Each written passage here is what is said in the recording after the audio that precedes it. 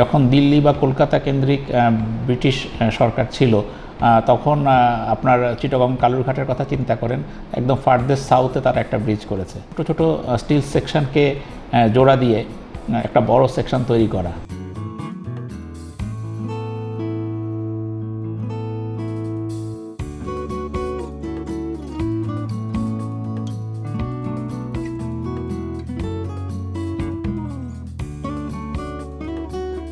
কালুরঘাট ব্রিজটা ব্রিটিশ আমলের যে সমস্ত রেল ব্রিজের কনস্ট্রাকশন, তার মধ্যে আমি বলবো যে একদম প্রান্তিক পর্যায়ের কনস্ট্রাকশন।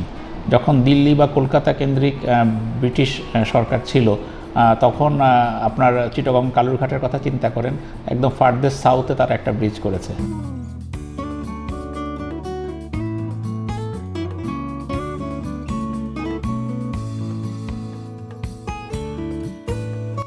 কাজেই তখন সেই জায়গাতে আপনার সব ভারী জিনিসপত্রের মোবিলাইজেশন এগুলো কোনো কিছুই সম্ভব ছিল না।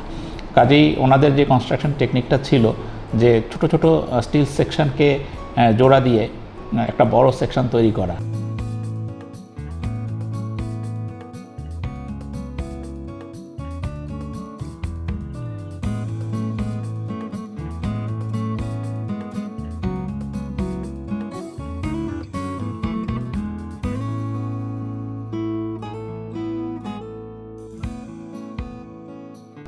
Which is quite opposite to other major bridges like Hardinge Bridge or Bhairab Bridge, যেখানে বড় বড় স্টিল সেকশন ইউজ হয়েছে।